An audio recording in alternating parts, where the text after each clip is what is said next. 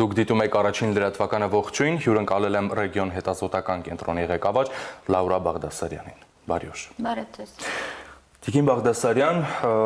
խոսենք միջազգային միջնորդների, նրանց ջանքերի ՀԱՀԿ Մինսկի խմբի ֆորմատի մասին, որոնք արդեն 2 տասնամյակից ավել զբաղվում են Արցախյան հիմնախնդրի կարգավորման գործընթացով։ Համանախագահները մեկ անգամ չէ, որ պնդել են, որ իրենք չեն կարող լուծել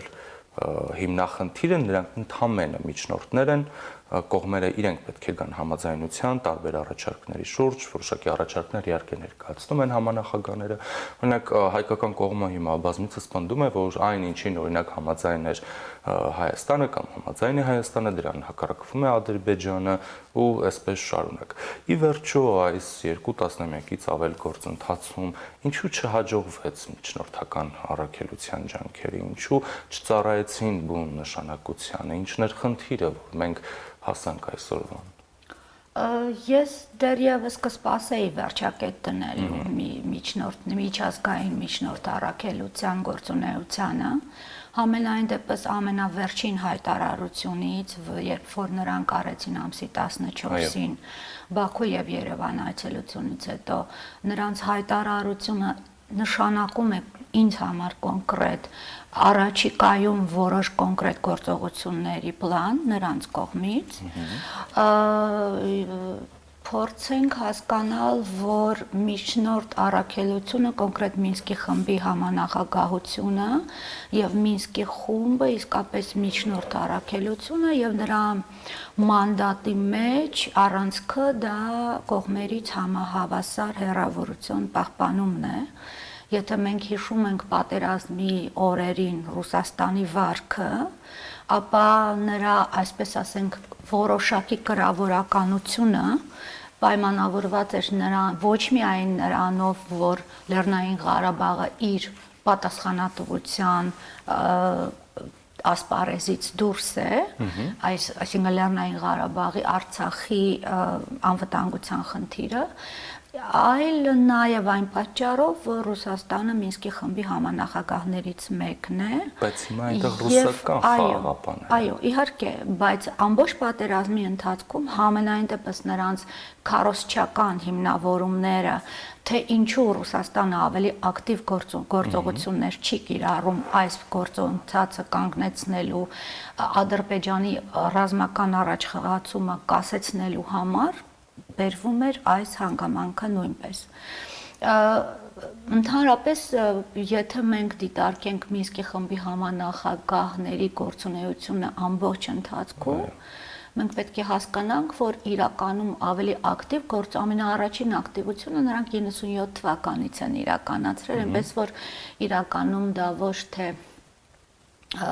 հենց այդպես որպես Մինսկի խմբի համանախագահության մանդատ իր այսօրվա գործող մանդատով 97 թվականից, երբ որ առաջին անգամ առաջարկվեցին փուլային եւ փաթեթային տարբերակները, մինչև այդ մենք պետք է հիշենք, որ 94 թվականին հիմնականում Ռուսաստանի ջանքերով հաստատվեց հրադադար եւ հիմա միգուցե բան է ճակատագրի կուրիոզ է թե ինչ, այնուամենայնիվ այսօր էլ մենք գործ ունենք բացառապես Ռուսաստանի ջանքերով իրականացված հրադադարի հետ, այսինքն հաստատված հրադադարի հետ։ Իհարկե տարբեր կարող են լինել մեկնաբանությունները, բայց ես գտնում եմ, որ օրինակ Մինսկի խմբի ամսի 14-ի հայտարարությունը էապես տարբերվում էր պատերազմի ընթացքում բոլոր նրանց ջանքերից, լավ իմաստով էր հուսադրող իմաստով այն առումով, որ առաջին հայտարարությունը եղել է սեպտեմբերի 27-ին, հետո եղան 3 առանձին համանախագահների ջանքերը հրադադար հաստատելու առանց կոնկրետ որևէ գործողությունների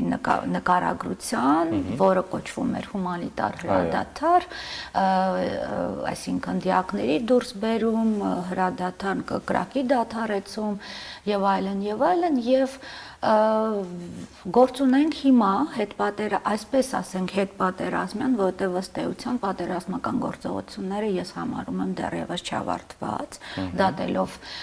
սահմանների լուծման, այս կամ այն գյուղը վերցնելու, այնուհետև հետ տալու այս բաների հետ, ես գտնում եմ, որ այդ գործողությունները դեռևս չեն ավարտվել եւ շատ մեծ վտանգություն ունեմ, որ հնարավոր է նաեւ լինեն ավելի հուշկուսադրիչ գործողություններ Արցախում, այո, որովհետեւ դատելով Ալիևի պլաններից եւ նրա հստակ արտահայտած մտքերից, ինչ է նա մտածում սրանից հետո ինչ է լինելու եւ դատելով այն բանից, թե նա ինչպես պատին դեմ տվեց ամսի 12-ին Մինսկի խմբի համանախագահներին, ուղղակի աննախադեպ վարքեր եւ վերաբերմունքեր եւ արտահայտչամիջոցներ էր նա կիրառել, ես կարծում եմ, որ մենք դեռ առաջիկայում շատ դժվար բաներ ենք սպասում, բայց ինչու եմ ասում հուսադրող հայտարարություններ, որովհետեւ ըստ էության, եթե համեմատում ենք ամսի նոյեմբերի 9-10-ի հայտարարությունը եւ դեկտեմբերի 14-ի համանախագահների արած հայտարարությունը, ապա մենք տեսնում ենք, որ նոյեմբերի 9-10-ի հայտարարության մեջ եւ այսօր հողի վրա իրականանում են մադրիդյան սկզբունքներից 6-ից 3-ը։ Դա է տարածքների վերադարձ, որը ընթացքի մեջ էր եւ արդեն իրականացավ դեկտեմբերի 1-ով ավարտվեց։ Երկրորդը դա փախստականների վերադարձ, որը Ալիևը հասկանում է բացառապես որպես ադրբեջանական փախստականների վերադարձ։ Չնայած հիմա էլ Արցախի բնակչությունն է վերադառնում Արցախ, բայց սա ըստ էության իրականանում է իմ պատկերացմամբ Ռուսաստանի խաղաղապահների նախաձեռնությամբ եւ նրա պատասխանատվության ներքո։ Ալիևը բացարձակ ոչ մի պատասխանատվություն չի ստանձնել Ղարաբաղ Արցախ վերադարձող բնակչության անվտանգության համար։ Եվ սա էլ այն մեր այսօրվա ժամանակի գլխավոր ուրեմն այդ բանի տարբերանշանի բանն է, էլեմենտներից մեկն է, տարիմաստություններից մեկն է, որ մենք այսօր Հայաստանը եւ Արցախը ունի անվտանգության խիստ արտահայտված դեֆիցիտ եւ մենք այս դեֆիցիտի պայմաններում ենք ապրում։ Եվ ուրեմն մյուս բանը, իրականացված բանը մադրիդյան սկզբունքների 6-ից դա այսպես ասենք հարաբերականորեն կիսատ իրականացվող կապն է Արցախի եւ Հայաստանի միջեւ։ Մադրիդյան սկզբունքների 6-ից մեկը դա Հայաստանի եւ Արցախի միջեւ կապի ապահովումն է։ Այո, կապի ապահովումն է։ Հիմա Ալիևը իհարկե խոստացել է, որ Լաչինին զուգահեռ ինչ-որ ճանապարհ պետք է կառուցվի, իբրև թե ասում են, որ մենք անգամ 3 տարուց ավելի արագ կարող ենք այդ ճանապարհը կառուցել, բայց դա դեռ հայտարարություն է։ Մենք այսօր գործ ունենք այն փաստի հետ, որ Լաչինի միջանցքի մի հատվածը ադրբեջանական զորքերի վերահսկողության տակ է եւ եթե չլինեին Ռուսաստանի խաղաղապահները, այնտեղ երթևեկել պարզապես հնարավոր չէր լինի։ Եվ ինչ 3 հատ ուրեմն բան է բաց թողնվել, ինչն է, որ պետք է իրականացվի մադրիդյան սկզբունքները, եթե մենք հիմք ենք վերցնում, որտեղ ժամանակին Պուտինը իր հայտնի հայտաբանի հարցազրույցում ասում էր, չէ, որ այս հայտարարությունը ըստ էության չի պայթեցնում ներսից մադրիդյան սկզբունքները։ Բայց այս հայտարարությունը ընդհանրապես մադրիդյան սկզբունքների 50%-ն է։ Եվ որոնք են այն 3։ Մնացած 50%-ը այն մնացած 3 սկզբունքները դա այն է, որ նախ տարածքների վերադարձից հետո պետք է լիներ Արցախի ժամանակավոր կարգավիճակ, միջազգայնորեն բանեղած երաշխավորված անվտանգության բաներով, մեխանիզմներով։ Երկրորդը պետք է լիներ կամ արտահայտություն, այդպես էր ձևակերպել, ոչ թե հանրակրվել, կամ արտահայտություն Արցախում, որով պետք է որոշվեր Արցախի վերջնական եւ հեռահար բանը, կարգավիճակը, եւ դրանից հետո արդեն միջազգային խաղաղապահների ներկայություն տարածաշրջանում, որը պետք է ապահովեր խաղաղության պահպանման գործողություններ պետք է կատարեր։ Հիմա այս 3 հատ բաները, 3 հատ կետերը ըստ էության բացակայում են, որովհետև այսօր Արցախում կան ոչ թե միջազգային խաղաղապահներ, այլ Ռուսաստանի խաղաղապահները, որոնք դեռ հայտարարության թանակը չչորացած արդեն այդ գիշեր սկսեցին ուղևորվել Արցախ, ես չեմ ասում դա ճիշտ է, սխալ է, այն դա փաստ է, որի հետ այո։ Միգուցե Ռուսաստանի նախագահը ճիշտ է ասում, որ ժամերի հարցեր եւ ժամ-ժամի իրավիճակը փոխվում էր եւ եթե խաղաղապահները չգնային տարածաշրջան ավելի վատ կլիներ։ Դուք խոսում եք, հիշատակում եք մադրիդյան սկզբունքների մասին, բայց պետք չէ մոռանալ, որ մադրիդյան սկզբունքները խաղաղ կարգավորման գործընթացի հիմքում էին, բայց մենք ունենք ռազմական գործողություններից հետո ստեղծված փաստացի իրավիճակ, որտեղ այո, կան փաստեր, որոնք նույնական են մադրիդյան սկզբունքների հետ։ Հաշվի առնելով տարբերությունը խաղաղ գործընթացի միջոցով սկզբունքների կյանքի կոչման եւ ռազմական գործողությունների, արդյոք մադրիդյան սկզբունքները հիմա կենսունակ են եւ կարող են ծառայել ի նպաստ հայկական շահի։ Ես կարծում եմ, որ անկախ այն բանից, թե ապագայում Մինսկի խմբի համանախագահների կողմից մշակված այն առաջարկությունները, որոնք նրանք խոստացել են այս ամսի 14-ի հայտարարության մեջ, թե ինչպես կկոչվեն դրանք մադրիդյան սկզբունքներ, թե ուրիշ սկզբունքներ։ Էությունը, բովանդակությունը չի փոխվելու, որովհետև ըստ էության անցած տասնամյակների ընթացքում մենք հասկացանք եւ տեսել ենք, որ փորձարկվել են ամենատարբեր տարբերակները։ Դուք ճիշտ ասացիք, որ մի դեպքում հայկական կողմներ դեմ, մյուս դեպքում ադրբեջանական կողմներ դեմ, բայց այնուամենայնիվ կար ինչ-որ առաջարկությունների փաթեթ, որոնք կոչվում էին սկզբում մադրիդյան, հետո նորացված մադրիդյան սկզբունքներ, որոնց շրջանակներում ընթանում էին բանակցություններ։ Հիմա ուրիշ հարց է, թե որ կողմը ինչպես էր դա անցալում, ինչպես էր դա մեկնաբանում։ Օրինակ Ալիևը ամբողջ պատերազմի ժամանակ տված հարցազրույցների ժամանակ հստակ ասում էր այն ամենը, ինչ որ նա պատկերացնում է ինչ է լինելու պատերազմից հետո։ Եթե կարդաք նրա բոլոր հարցազրույցները, ապա դուրս կբերեք նրա շատ հստակ կոնցեպտը, որ Արցախը պետք է լինի ադրբեջանական, Արցախից պետք է դուրս բերվեն բոլոր հայկական ռազմական միավորումները, այո, նա անընդհատ է ասում։ Եվ Արցախը այլևս ոչ մի կարգավիճակի մասին պետք է չխոսի, պետք է առհասարակ չխոսել Արցախի կարգավիճակի մասին, որովհետև ասում է առաջարկել է հայերին մշակութային ինքնավարություն եւ հայերը արդեն բան են արել, հրաժարվել են վերջ, գնացքը հեռացել է, հիմա հայերը պետք է ուղղակի մնան Ադրբեջանի կազմում։ Նրանք, ովքեր ուզում են մնալ այդ պայմաններով, թող մնան, ովքեր չեն ուզում, ճանապարհը բաց է Լաչինի բանով, կարող են այստեղից հեռանալ։ Այսինքն Ադրբեջանը հիմա կոնկրետ իրականացնում է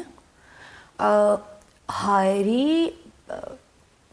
դուրս մղման հետ պատերազմյան ժամանակահատվածում հայերի դուրս մղման քաղաքականություն։ Եվ սա ըստ էության նրա բոլոր այս գործողությունները, այս գյուղի մարդկանց ահաբեկումները, այն գյուղ վերցնելը եւ այլն, սա էլ այս քաղաքականության մի դրսևորումներից մեկն է։ Բայց ես գտնում եմ, որ այն բանը, որ միջազգային հանրությունը եւ միջազգային Մինսկի խմբի երկու համանախագահները, համենայն դեպս Ֆրանսիան եւ ԱՄՆ-ն աշխատելու են պնդել Արցախի կարգավիճակի հարցը կամ գոնե ժամանակավոր կարգավիճակի հարցը, ես կարծում եմ, որ սա հերքել հնարավոր չի։ Ես կարծում եմ, որ այո, այսպիսի բան կլինի, մանավանդ որ ըստ էության Ռուսաստանի նախագահն էլ մի քանի անգամ ասել է, որ այո, կարգավիճակի հարցը դեռ չի քննարկվել, չի շոշափվել, այսինքն նա արտաբերում է այդ բառը եւ հնարավոր է համարում այո կարգավիճակի հարցը, որովհետեւ Ռուսաստանին շատ ձեռնտու է ունենալ Արցախ որոշակի կարգավիճակով, որովհետև Ռուսաստանին է ձեռնտու ունենալ Արցախ։ Այո, ունենալ Արցախ, ոչ միայն մեզ, այլև Ռուսաստանին ունենալ Արցախ որոշակի կարգավիճակով, որովհետև դա հիմք է տալիս այնտեղ երկար ժամանակով, ոչ թե 5 տարով, ոչ թե 10 տարով, այլ ավելի երկար ժամանակահատվածով ունենալ ռազմական ներկայություն։ Իսկ որ կարգավիճակն է նման ներկայության երաշխիքը, երկարատև ներկայության։ Ես կարծում եմ, որ հնարավոր է լինի ինչ-որ ժամանակավոր կարգավիճակ Արցախի այն տարածքների համար, որտեղ այսօր հայեր են բնակվում եւ որոնք այսօր Ռուսաստանի խաղաղապահների պատասխանատվության տակ են, մենք պետք է հիշենք, մենք պետք է հասկանանք, որ այսօր Արցախի անվտանգությունը դա Ռուսաստանի պատասխանատվությունն է բացառապես։ Անգամ այն հանգամանքը, որ մենք այնտեղ ունենք զորամիավորումներ, կա Արցախի պաշտպանության բանակ, միևնույն է դա Ռուսաստանի պատասխանատվության հարցն է, որովհետև Ռուսաստանի խաղաղապահների ներկայությունը մեծապես կաշկանդում են թե մեր զորամիավորումների գործողությունները եւ թե նաեւ ադրբեջանցիների։ Բայց այստեղ կարծեք թե փոքրինչ ես ձեզ հետ չեմ համաձայնի։ Հին թաղեր, Խծաբերդ, ռուս խաղաղապահները ներկա են արդեն այնտեղ, մեկ ամսից ավել, լավ, թողնենք հարցը, թե ինչու չէին տեղակայվել հայաբնակ այդ գյուղերում, հուսանք պաշտոնական մակարդակում նման հարցումներ Հայաստանը ունի այդ կշիռը անելու, նշեցիք, որ կաշկանդում են թե մեր զինված ուժերին, թե ադրբեջանական զինված ուժերը տպավորություն չկա, որ որևէ գործոնով կաշկանդված են։ Ռուս հարձակում տեղի ունեցավ Խծաբերդի հին թաղերի վրա, իդեպ մամուլը արդեն գրում է այնտեղ զոհերի արկայության մասին, տարբեր տեղեկություններից դրանք 9-ից 11-ն են, նշում են տասնյակ գերիների մասին, այնուհետև ռուս խաղաղապահները, երբ ժամանեցին գյուղեր, տեղակայվեցին, հրապարակեցին քարտեզ ռուսական կողմից, որ տվյալ գյուղերում տեղակայված են ռուս խաղաղապահներ, մի խոսքով դա Ռուսաստանի այսպես ասած պատասխանատվության։ Իսկ հետո մյուս քարտեզում այլևս այդ գյուղերը նշվեցին որպես ադրբեջանական։ Սա բացառապես չի խոսում, որ Ադրբեջանը կաշկանդված է ռուսական ներկայությամբ։ Ես պետք է ասեմ, որ ի պատասխան բոլոր մեր, ուրեմն հայկական կողմի բաներին, դժգոհություններին եւ հայտարարություններին, չեմ բացառում, որ եղել են նաեւ դիվանագիտական խողովակներով հաղորդակցություններ այս թեմայով Հայաստանի եւ Ռուսաստանի բարձրաստիճան ղեկավարության միջեւ, համենայն դեպս Հայաստանի նոր Պաշտպանության նախարարի այդ ժամանումը Մոսկվա եւ այս քննարկումները վստահ եմ, որ նաեւ այս հարցերով են եղել։ Ես կարծում եմ, որ այս ամեն ինչը ի պատասխան այս ամենի Ռուսաստանի նախագահի մամուլի խոսնակ Պեսկովը հայտարարեց, որ սա հավելյալ բարդություններ է առաջացնում եւ հավելյալ ծանրություն է ռուս խաղաղապահների համար, որովհետև պահանջում է հավելյալ ռեսուրսներ, այս գյուղերը, կոնկրետ այս երկու գյուղերը, որոնք ըստ էության շրջապատված են ադրբեջանական բաներով, նրա վերահսկողության տակ գտնվող տարածքի մեջ են եւ ոչ մի այսպեսի ընդհանուր բան չկա այն տարածքների հետ, որոնք որ հիմա հայկական վերահսկողության եւ ռուսների վերահսկողության տակ են, սա նշանակում է, որ այնտեղ պետք է ունենան հավելյալ ռուսական ստորաբաժանումներ, որոնք պետք է ապահովեն այս գյուղերի բանը, հայկական մնալը։ Այսինքն դա մինչ ստորագրում էին պայմանավորվում էին նման բաներ հաշվի չէին առել։ Գիտեք ինչ, ամբողջ հայկական կողմը կարծում էր, որ Ադրբեջանն այդպես իր խոսքի տերն է, Ռուսաստանն էլ այդպես այդքան անհեռանկար թվականակով եւ հաշվարկներով այնքան շատ հարցեր կան այդ փաստաթղթի հետ կապված, որոնք հիմա արդեն սկսում են առաջին իսկ օրվանից ակնհայտ էր, որ կան բազմաթիվ բաներ, հակասություններ, որոնք այսօր իրականություն են դառնում։ Սկսենք այն բանից, երբ որ ասում են, որ հայկական եւ ադրբեջանական կողմերը պետք է կանգնեն այն տեղում, որտեղ որ նրանք կան այդ պահի դրությամբ։ Այսինքն, եթե այս սրավոքուն հետևեինք, ապա Քելբաջարը պիտի չվերադարձվեր ադրբեջանին, որտեղ այնտեղ ադրբեջանական զորքեր չէին մտել եւ այլն։ Այս կարգի բաներ շատ կան, բազմաթիվ բաներ կան, հարցեր կան։ Բացի նրանից կան գյուղեր, որոնց մի հատվածը, ասենք, արոտավայրերը ադրբեջանական բաների տակ են, գյուղացիները այնտեղ են բնակվում, բազմաթիվ, սա գիտեք ինչ, Բերլինյան պատի կառուցման նման մի բան է, երբ որ Բերլինում կային մի քանի շենքեր, որոնց կեսը մնացել էր այդ պատի կառուցումից հետո արևմտյան Բերլինում, կեսը մնացել էր արևելյան։ Անհեթեթ իրավիճակ է, որը որ պետք է ինչ որ կարծում եմ, ինչ որ ձևով կարգավորվի։ Իսկ բանակցությունների միջոցով կարգավորումը ես նկատի ունեմ հիմա տարածաշրջանում փաստացի ներկայություն ունեցող զինված ուժերին արդյոք ձեռնտու է այդ կարգավորումը, չէ որ որոշակի խնդրահարույց, վիճահարույց դրվագների պահպանումը հնարավորություն է տալիս պարբերաբար սրացնել կոնֆլիկտը, որոշակի հարցեր լուծել նման սրացումներով եւ սադրանքներով, ում է ձեռնտու այնտեղ ներկաներից, որ เป զի իրավիճակը այդպես հստակ գծվի, սա կարմիր գիծն է, այստեղ մենք ենք, այստեղ դուք եք, այստեղ էլ ռուսներն են։ Ում է դա ձեռնտու։ Առաջին հերթին ռուսական կողմին։ Իսկապես։ Այո, առաջին հերթին ռուսական կողմին է դա ձեռնտու, որովհետև դա ըստ էության թեթևացնում է, չի բարդացնում նրանց ներկայությունը եւ նրանց կյանքը Արցախում։ Այն ռազմական ուժով ու այն քանակով, որոնք նրանք այսօր ներկա են։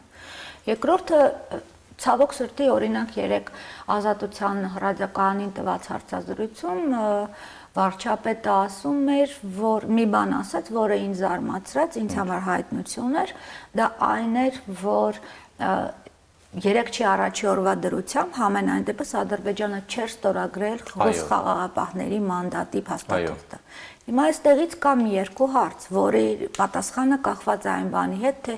ընդհանրապես ռուս խաղաղապահների հետ ինչպես պետք է Հայաստանը հարաբերվի։ Ոչ միայն Հայաստանը պետք է հարաբերվի, այլև Արցախի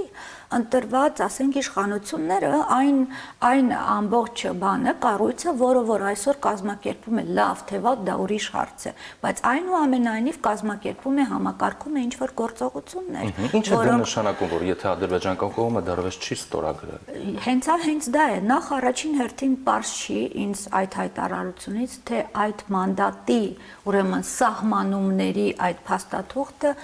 ով պետք է ում միջև պետք է ստորագրվի։ Արդյոք Հայաստանը ի սկզբանե նախատեսված էր, որ պետք է լինի ստորագրողներից մեկը, որտեղ Փաշինյանը չասեց Հայաստանը ստորագրել է, իսկ Ադրբեջանը ոչ։ Նա ասեց Ադրբեջանը դեռ չի ստորագրել։ Սա նշանակում է, որ հնարավոր է, որ խաղաղապահների մանդատի ձևաչափը, քանի որ Ալիևը անընդհատ մոլագարության հետևողականությամբ պնդում է, որ Արցախը դա իր տարածքն է եւ Արցախի հետ կապված բոլոր հարցերը այլևս նա Հայաստանի հետ ոչ մի քննարկելու հարց չունի, նա պետք է խոսի Ռուսաստանի հետ։ Եվ չի բացառվում իմ տպավորությամբ, որ այս մանդատի բանը նրանք պետք է ստորագրեն Ադրբեջանը եւ Ռուսաստանը։ Այնպես ինչպես որ ստորագրվել է փաստաթուղթ Ռուսաստանի, Ադրբեջանի եւ Թուրքիայի միջև այդ մոնիտորինգային խմբի։ Այսինքն առանց Հայաստանի։ Ես չեմ բացառում դա։ Մանավանդ եթե հետևենք, ասենք, Հայաստանի բարձրաստիճան, ուրեմն հայտարարությունները, օրինակ վարչապետի մամուլի քարտուղարի հայտարարությունը հենց Խծաբերդի եւ հին թաղերի հետ կապված, որ առաջին հերթին պատասխանատու պետք է լինի, հարցը պետք է հասցեագրվի ռուսական, ես այստեղից անում եմ այս երկու հայտարարություններից վարչապետի երեկվա եւ ավելի վաղ Գևորգյանի հայտարարությունից ես անում եմ, կարող եմ անել եզրակացություն, որ այդ պայմանագիրը մանդատի բանի հետ սահմանման դա ադրբեջանա-ռուսական գործ է եւ Հայաստանն այստեղ ոչ մի ցավոք սրտի ոչ մի հնարավորություն կարող է եւ չունենա ազդելու որոշակի գործընթացների վրա այս բանի հետ կապված Հայաստանը կարող է օգտագործել իր դիվանագիտական խողովակները միայն հայ-ռուսական հարթության վրա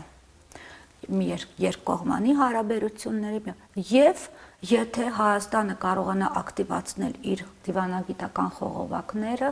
նաև Մինսկի խմբի համանախագահների։ Ես հենց դա եմ հարցնել, նրանք կարող են եղանակ փոխել։ Այո։ Ես կարծում եմ, որ այո, կարող են եղանակ փոխել, մանավանդ որ տեսեք ինչ է դա կատարվում։